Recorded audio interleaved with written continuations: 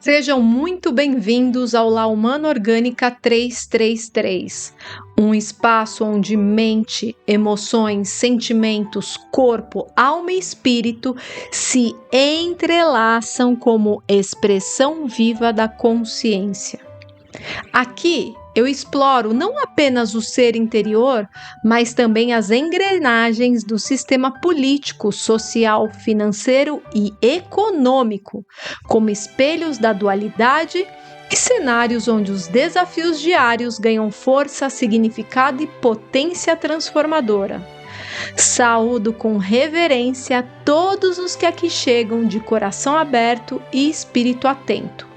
Com gratidão profunda, recebo cada presença nesse espaço de verdade e revelação, desejando que seus olhos se abram com lucidez, que seus ouvidos despertem para além do ruído e que todos os seus sentidos se tornem portais para uma nova percepção. Que a jornada que inicia agora nos conduz ao centro da consciência, onde as ilusões se desfazem e a soberania pode, enfim, florescer. Vamos lá? Rasgando o véu, evidenciando as cordas que controlam as marionetes no feudo.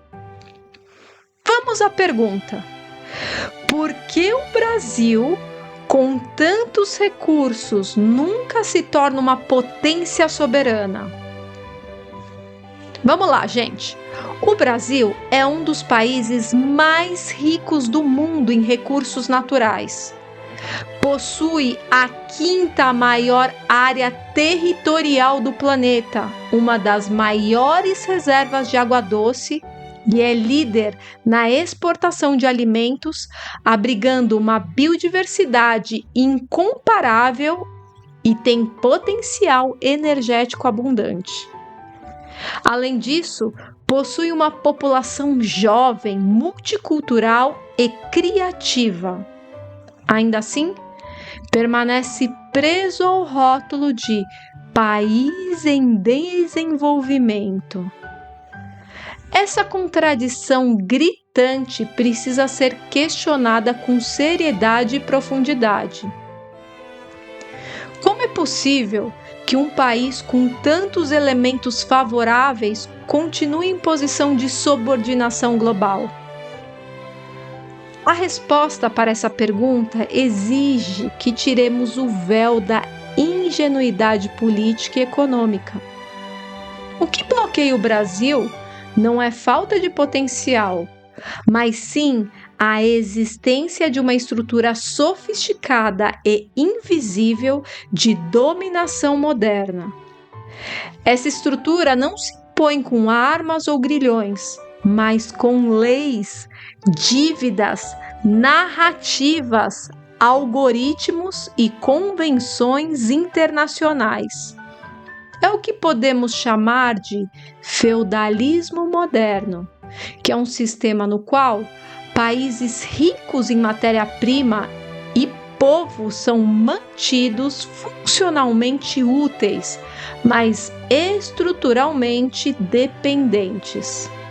Essa nova forma de colonialismo atua por meio de mecanismos transnacionais de poder, como o Fundo Monetário Internacional, o Banco Mundial, as Big Techs, fundações filantrópicas e alianças como OTAN e G7, que definem as regras do jogo global e delimitam as possibilidades de soberania. Esses atores, gente, operam através de redes jurídicas, educacionais, midiáticas e tecnológicas, transformando o Estado Nacional em mero gerente da submissão interna. Portanto, não estamos diante de um problema de governo, de partido, de gestão, mas sim de uma estrutura histórica e global de aprisionamento invisível. Quando enxergamos isso, compreendemos que a pergunta por que o Brasil nunca se torna uma potência revela muito mais do que uma frustração nacional. Ela denuncia uma engrenagem transnacional que precisa ser exposta e enfrentada. Este é o ponto de partida para uma nova consciência coletiva. Reconhecer que não é o que falta ao Brasil que nos impede, é o que nos prende. Introdução: o novo colonialismo. A colonização não terminou, ela apenas se transformou. Hoje, os antigos impérios já não enviam caravelas ou tropas para dominar territórios. Eles operam por meio de uma sofisticada rede de controles transnacional que envolve bancos, corporações, organizações multilaterais, sistemas judiciais, redes sociais e mídia. Essa estrutura invisível e descentralizada constitui aquilo que podemos chamar de colonialismo moderno ou feudalismo geopolítico do século XXI. Neste novo modelo, países como o Brasil são mantidos em uma posição estratégica, ricos em recursos, mas pobres em soberania. Servem como feudos funcionais ao sistema global, exportando matéria-prima, pagando dívida eterna e operando segundo regras impostas de fora. Seus governos são tolerados desde que sigam a cartilha. Seus sistemas jurídicos são moldados por doutrinas externas e suas populações são distraídas com embates e debates irrelevantes, enquanto a infraestrutura de dominação se consolida em silêncio. Os novos senhores feudais não usam coroas ou fardas. Isso é muito importante. Eles se apresentam como instituições legítimas e progressistas. Estamos falando de governos centrais como os Estados Unidos, Reino Unido, França, Alemanha e Israel, e também de alianças estratégicas como a OTAN, o G7 e o Fórum Econômico Mundial. Ao lado deles, operam fundos trilionários como BlackRock, Vanguard, State Street, que controlam direta ou indiretamente empresas nas áreas de energia, comunicação, agronegócio, alimentação e tecnologia. Além disso, atuam com poder de engenharia ideológica, fundações como a Open Society de Soros, Ford Foundation e o Sistema Internacional de Direitos Humanos, que muitas vezes funciona como instrumento de imposição cultural e jurídica. Essas instituições influenciam currículos universitários, redes de ONGs, decisões judiciais e até as normas de conduta social. As ferramentas utilizadas por esses colonialismos modernos são silenciosas, mas devastadoras. A dívida externa, a imposição de austeridade fiscal, o domínio narrativo das mídias globais, a judicialização da política e os algoritmos das Big Techs substituíram a espada e o canhão. A dominação agora se faz pela percepção, pela lei e pela dependência tecnológica. Enquanto isso, os povos, eles realmente acreditam estar livres porque votam, postam, consomem e têm acesso à internet. Mas essa liberdade, obviamente e claramente, é simulada, gente. Trata-se de uma cerca invisível, cuidadosamente construída para permitir movimento sem autonomia, expressão sem poder e opinião sem consequência. Compreender o novo colonialismo é romper a ilusão da neutralidade. É entender que a soberania hoje não é apenas uma questão geográfica ou política, ela é econômica, tecnológica, jurídica e cognitiva. E enquanto não reconhecermos quem são os novos colonizadores, continuaremos sendo os mesmos colonizados de sempre, com bandeiras diferentes. Esse é o próximo passo da jornada: entender como essa estrutura foi montada ao longo do tempo e como o Brasil, décadas após décadas, foi sendo amarrado em camadas até se tornar o feudo funcional de um império sem rosto e sem fronteiras. Linha do tempo da infiltração. A subordinação do Brasil à lógica imperial não aconteceu de forma abrupta ou evidente. Ela foi construída de forma gradual, paciente e estratégica ao longo das décadas. Trata-se de um processo de infiltração silenciosa, na qual cada etapa da história recente foi planejada para deslocar o país de uma possível rota de soberania e reinseri-lo dentro da engrenagem funcional do colonialismo moderno. A primeira fase desse processo começou nos anos de 1960, com o golpe militar de 1964, articulado com apoio direto do governo dos Estados Unidos. Lá foi o início da doutrina de segurança nacional, inspirada pela Guerra Fria, que redefiniu o inimigo como interno. Qualquer força política, cultural ou intelectual que ameaçasse os interesses dos novos senhores globais deveria ser aniquilada. Durante esse período, militares brasileiros foram treinados na Escola das Américas, aprendendo métodos de repressão, censura e controle ideológico.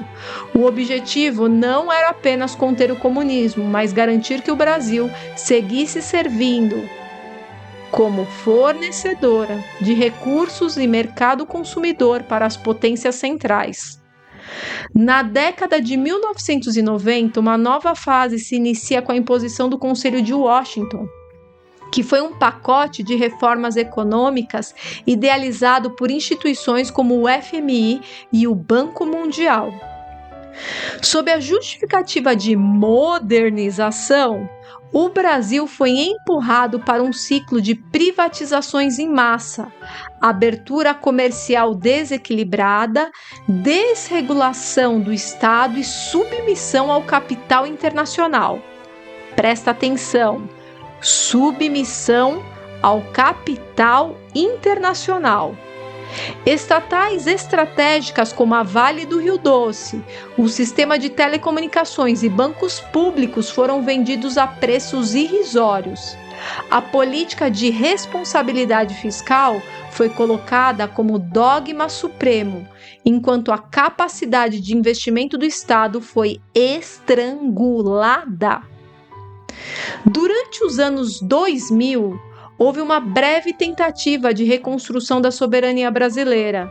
Os governos da época apostaram na valorização do trabalho, no fortalecimento da indústria nacional, em alianças estratégicas com os BRICS, com a Unasul e a CELAC, e na retomada de empresas como Petrobras, BNDES e Eletrobras como pilares do desenvolvimento. A diplomacia brasileira passou a dialogar com países do sul global, incomodando profundamente o eixo hegemônico. Foi nesse período que a elite transnacional intensificou seu monitoramento e começou a preparar o contra-ataque.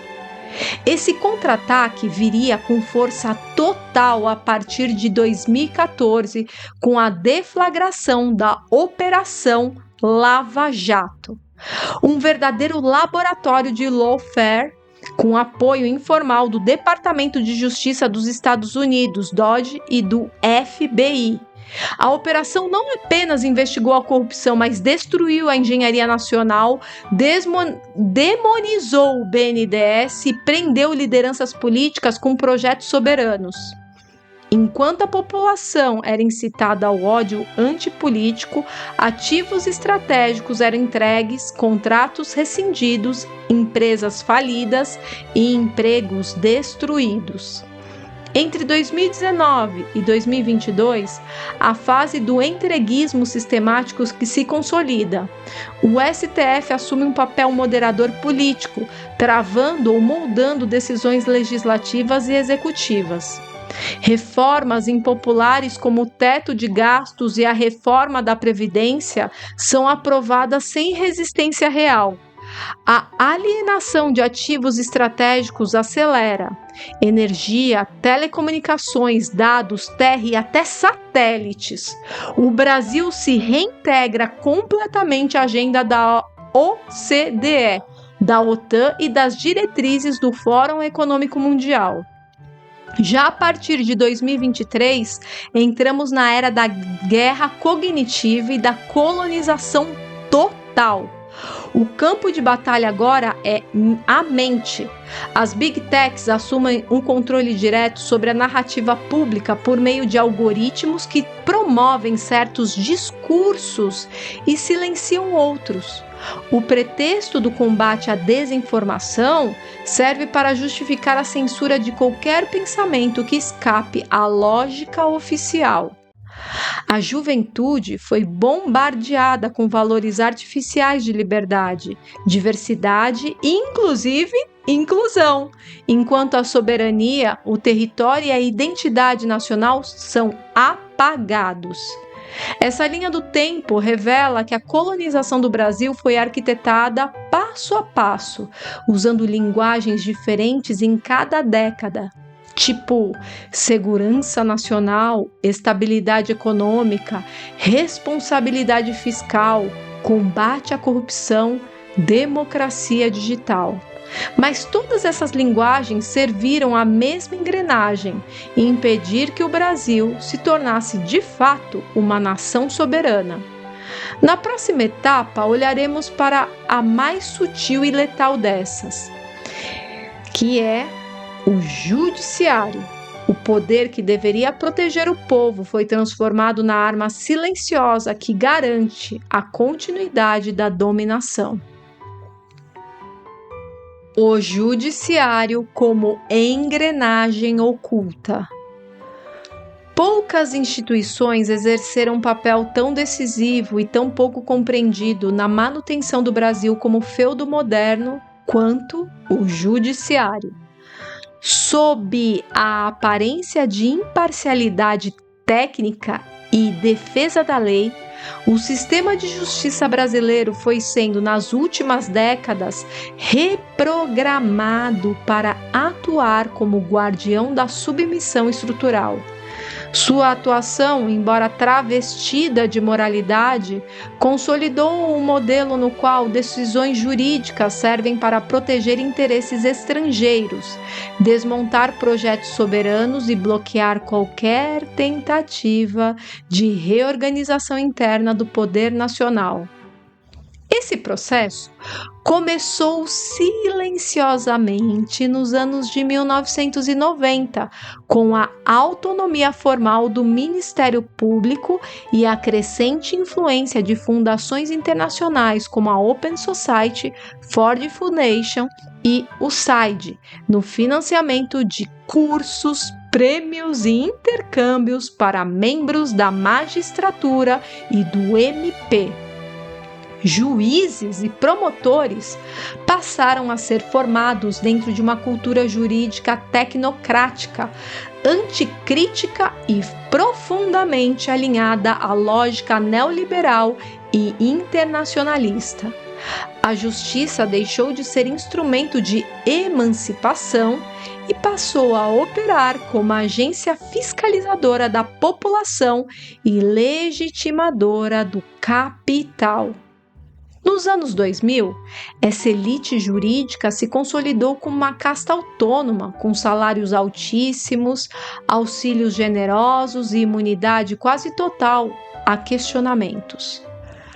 Paralelamente, começava a ser articulada uma agenda de judicialização da política, onde decisões anteriormente pertencentes ao legislativo e ao executivo passavam a ser controladas por tribunais superiores, especialmente pelo STF.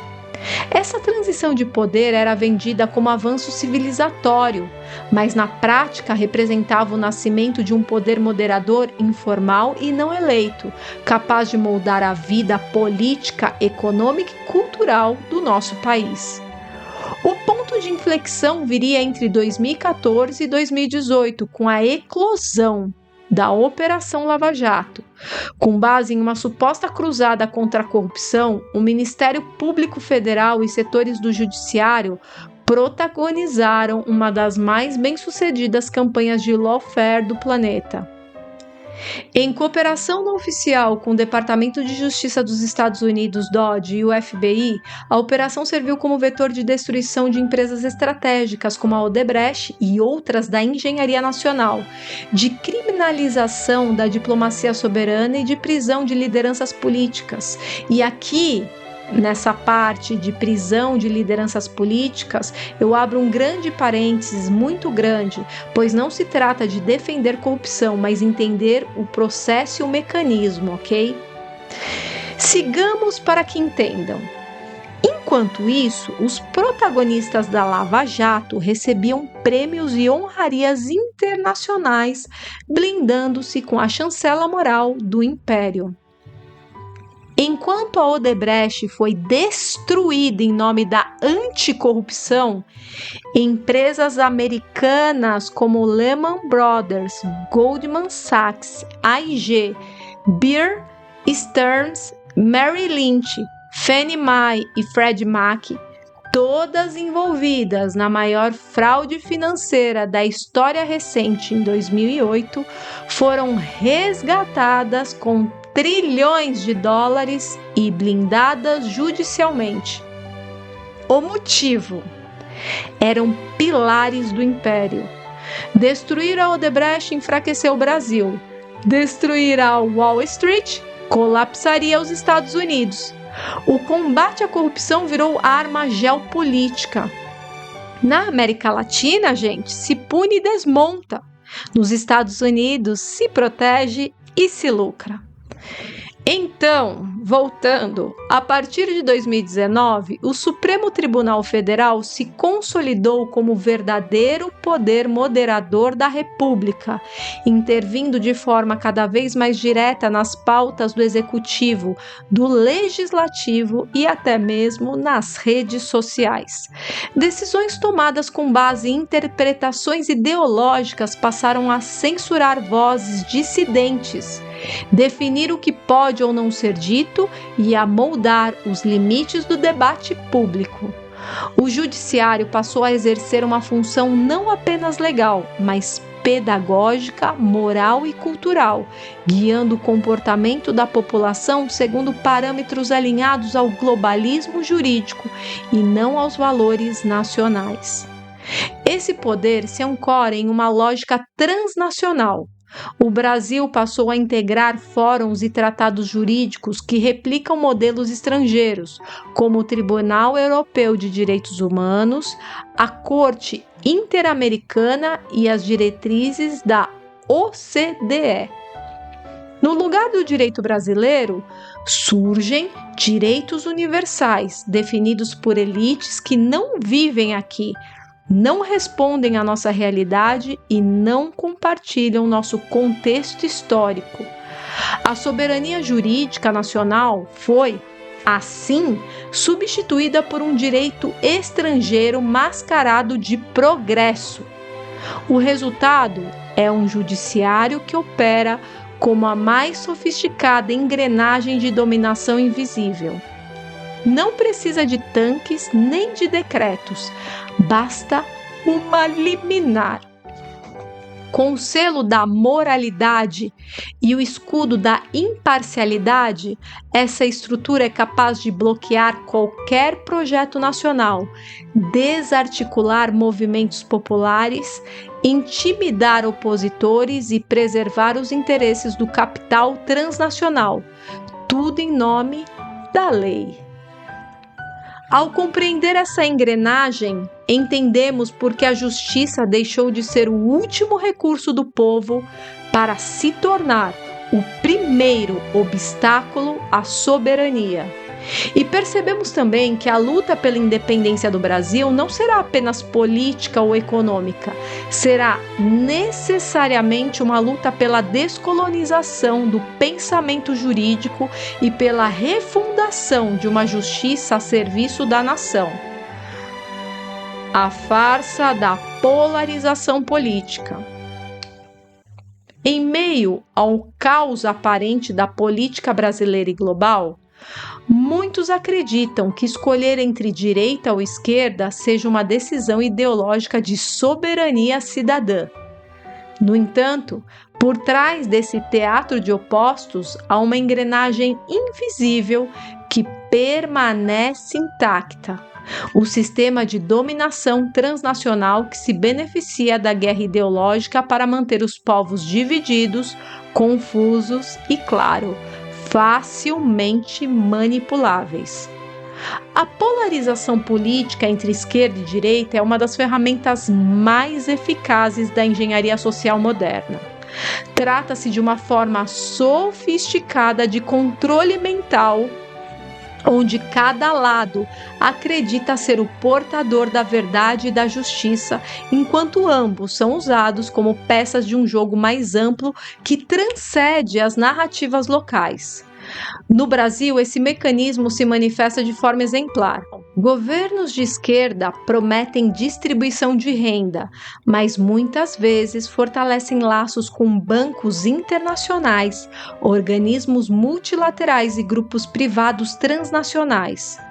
Governos de direita prometem liberdade econômica, mas também entregam soberania através de privatizações, flexibilizações ambientais e submissão a interesses estrangeiros.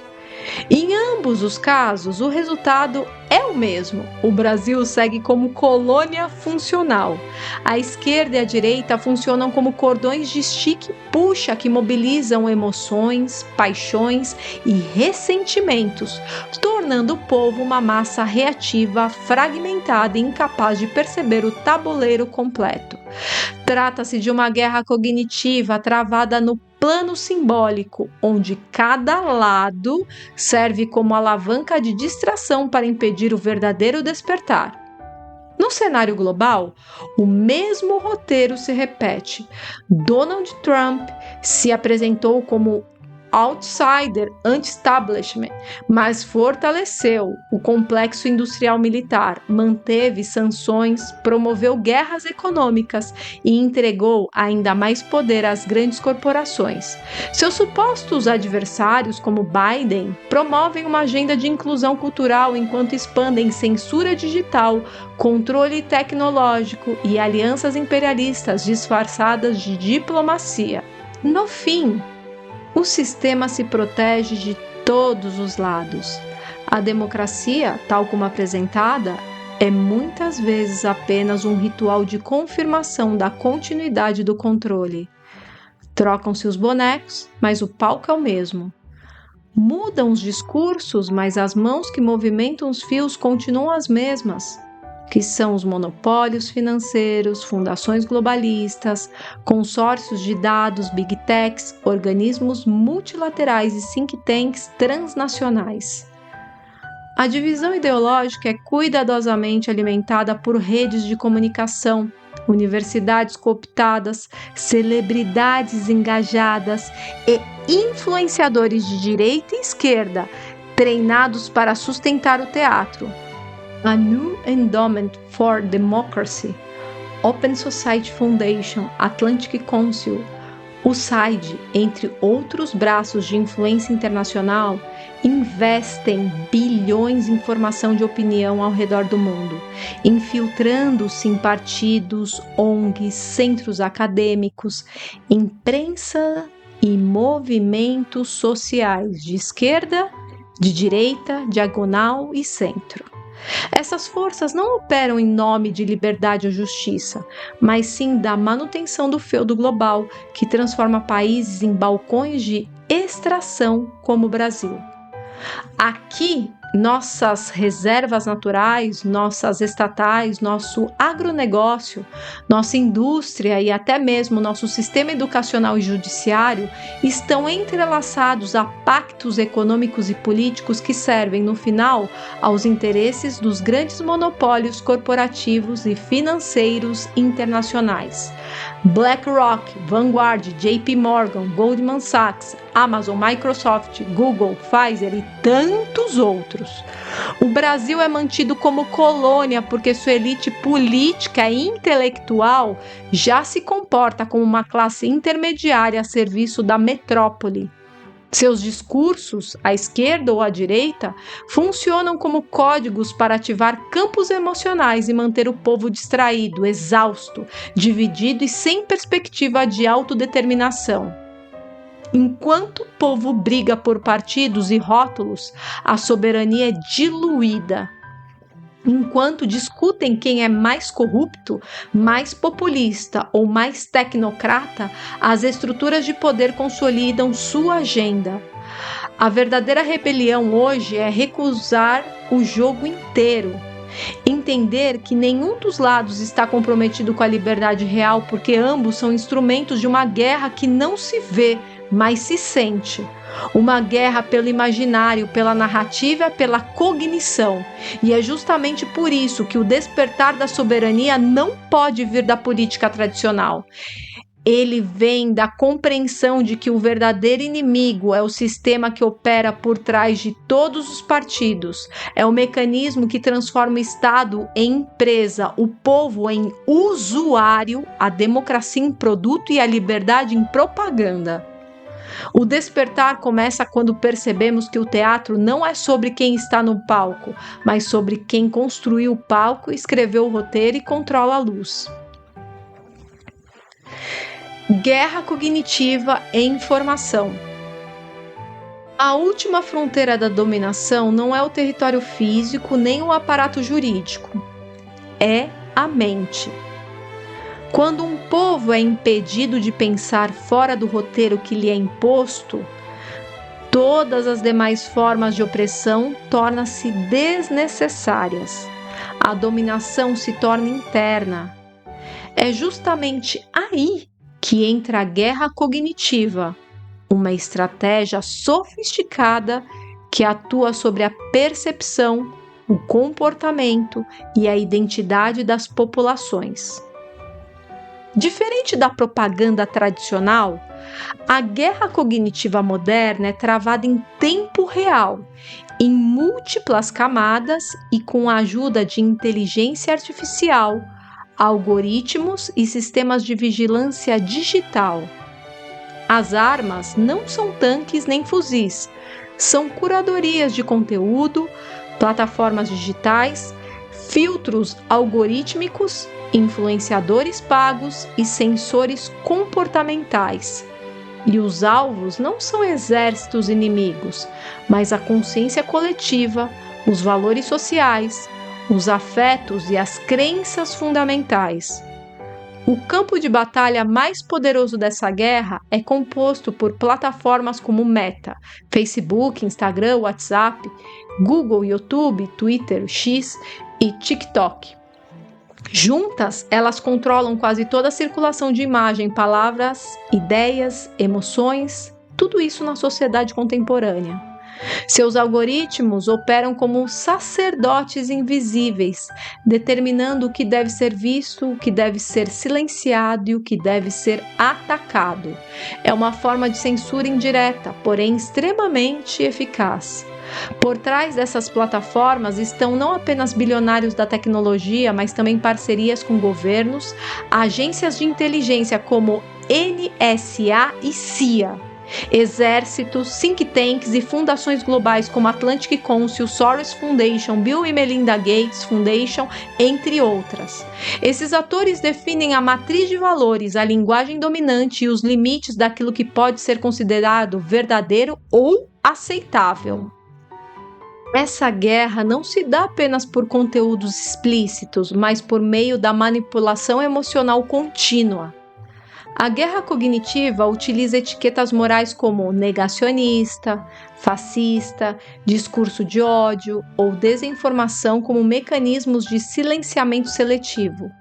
Qualquer pensamento crítico que questione os pilares do sistema é imediatamente rotulado como perigoso, tóxico ou inaceitável. No Brasil, esse processo ganhou força, sobretudo após 2020, com a pandemia sendo usada como justificativa para um salto no controle informacional.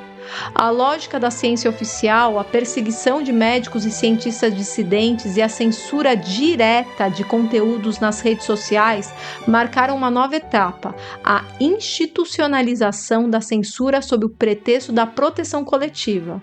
A emergência foi usada como experimento e, após ela, a censura se tornou regra. A juventude foi um dos alvos mais bem-sucedidos dessa estratégia. Movimentos que falam de diversidade, liberdade e engajamento, na prática, serviram para dissolver identidades nacionais, apagar raízes culturais e reforçar um universalismo cosmopolita funcional aos interesses globais. Jovens que jamais viram seu país soberano passaram a rejeitar qualquer noção de patriotismo como atraso e a aceitar a agenda digital de comportamento como forma superior de existência. Enquanto isso, influenciadores digitais, professores universitários, jornalistas e artistas que ousaram questionar a versão oficial dos fatos foram punidos com ostracismo, cancelamento, censura, desmonetização ou perseguição institucional. A chamada liberdade de expressão foi reduzida à liberdade de repetir o discurso dominante. Ao compreender a guerra cognitiva, entendemos que a percepção é a chave da escravidão moderna. Quem controla a narrativa, controla o comportamento. Quem determina o que é verdade, determina também o que é permitido sonhar. E um povo que não pode imaginar sua liberdade jamais lutará por ela. Estamos, portanto, diante de uma tarefa urgente: libertar a mente nacional, recuperar a capacidade de pensar criticamente, de duvidar das versões oficiais, de construir narrativas próprias e de retomar os símbolos, valores e saberes que foram sequestrados. Essa é a base para qualquer projeto de soberania real. Sem mente livre, não há nação livre. Na última etapa dessa jornada, nos voltaremos para a reconstrução, o despertar da consciência coletiva e os caminhos possíveis para o Brasil sair da condição de feudo e caminhar rumo à verdadeira soberania. A soberania como despertar coletivo. Depois de atravessar os bastidores da dominação global, da exploração econômica à submissão jurídica, da guerra informacional ao sequestro da mente, resta uma pergunta urgente: o que nos resta fazer? Se o Brasil é mantido como um feudo moderno por uma rede transnacional de poderes invisíveis, como podemos nos libertar? A resposta é tão simples quanto exigente. A soberania começa pelo despertar coletivo da consciência nacional. A verdadeira liberdade não é a liberdade de consumir, votar ou postar. É a liberdade de pensar fora do roteiro, de sentir fora da moldura emocional induzida e de agir com base em princípios enraizados no território, na cultura, na história e na missão do povo. Um povo sem memória e sem consciência de sua importância no cenário mundial está condenado a viver como engrenagem periférica, útil, porém descartável. A dominação moderna, justamente por ser sofisticada e silenciosa, só pode ser rompida por dentro. Nenhuma força externa virá libertar o Brasil. Nenhuma eleição de dentro ou de fora do Brasil, isoladamente inverterá as estruturas. Nenhuma ONG, fundação ou tecnocrata trará a redenção. O despertar da soberania exige consciência, coragem e coesão popular em torno de um projeto de país que rejeite a tutela estrangeira em todas as suas formas. Isso começa pela reconstrução da educação como formação da consciência crítica e não como adestramento ideológico. Envolve também a criação de redes de mídia autônomas, com plataformas descentralizadas e linguagem própria. Requer a refundação simbólica do imaginário nacional, resgatando figuras, valores e narrativas que foram apagadas ou ridicularizadas. E, acima de tudo, exige o surgimento de uma nova geração de brasileiros, cidadãos vibrantes, lúcidos e estrategicamente conscientes de seu papel na história. A soberania não é um conceito abstrato, ela se manifesta na forma como pensamos, compramos, produzimos, ensinamos, sentimos e nos relacionamos. Está no modo como usamos a tecnologia, como estruturamos as leis, como valorizamos o saber local e como nos posicionamos diante do mundo. Retomar a soberania é, portanto, um gesto de lembrança profunda. Lembrar quem somos, lembrar do que fomos feitos, lembrar do nosso papel na grande rede da vida planetária. Porque o Brasil não é pequeno, nem atrasado, nem dependente por natureza. Ele foi mantido assim por interesses que operam com precisão e disfarce. Ao final dessa jornada de reconhecimento, talvez possamos compreender que a maior prisão não é econômica, nem a legal, nem a digital, é a mental. E que a liberdade só começa quando temos coragem de admitir que não somos livres. Mas admitir não é o fim, é o começo, gente. A partir daí, torna-se possível reorganizar o pensamento, realinhar os propósitos e reerguer uma nação que não se contenta mais em ser colônia, porque sabe que nasceu para ser farol. A liberdade começa quando percebemos que não somos livres, e a soberania só nasce quando um povo decide lembrar quem é. Então, meus amigos e amigas, esta foi uma visão panorâmica da estrutura que se oculta por trás da chamada mão invisível do mercado. Uma engrenagem cuidadosamente arquitetada que opera por meio de estratégias psicológicas sofisticadas e de uma distração sistemática e contínua. Seu alvo principal? Os povos e nações historicamente tratados como colônias, campos férteis para experimentos sociais, psicológicos e até mesmo científicos, pois somos vistos como inferiores, mestiços, impuros, manipuláveis.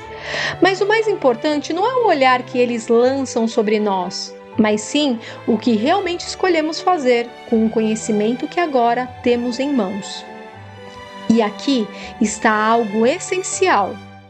Por trás dessas estruturas existem humanos, mas são humanos que se desconectaram da sua completude divina, fragmentados em seus aspectos sagrados do masculino e do feminino, que foram dilacerados, distorcidos, desfigurados, perdendo o alinhamento com a fonte que habita no centro de todo o ser. É a partir desse vazio interno que nasce o impulso pelo controle, pela dominação, pelo jogo cruel com a vida alheia. Por isso, não basta apenas desmascarar o sistema. É preciso curar a cisão dentro de nós para que não sejamos reflexo do mesmo desequilíbrio que criticamos. Se este conteúdo tocou você em algum nível mais profundo, talvez você esteja pronto para um próximo passo. Existe um espaço reservado para almas que desejam romper com o ciclo da manipulação, curar suas divisões internas e se reconectar com a sabedoria primordial. Esse espaço se chama Barbeloises, um grupo de estudos de integração e reconexão com a completude divina. Se ressoar com você, será uma honra caminhar ao seu lado. O link está na descrição deste vídeo, mas não é um link qualquer, viu? É uma porta vibracional. Então entre, observe, sinta e, se fizer sentido, permaneça. Porque esse chamado não é para todos, é para quem sente que já não consegue mais fingir que não vê. Quero agradecer profundamente, imensamente por sua escuta, sua atenção e sua coragem em olhar além do véu. Se você tiver dúvidas, sugestões ou críticas construtivas que elevem o grau desse discurso, estarei aqui para ouvir. Então, que tempos de centramento, lucidez e sabedoria recaiam sobre os povos da Terra, que a força da inteireza, da soberania vibracional e da consciência desperta nos conduza à criação de algo verdadeiramente novo. Peço para você compartilhar e que você possa expandir essa ideia, porque é apenas pela interação com o conhecimento que reconhecemos o engano, rompemos o ciclo e ativamos a criação do novo mundo. Então eu te agradeço, muita gratidão. Nos vemos!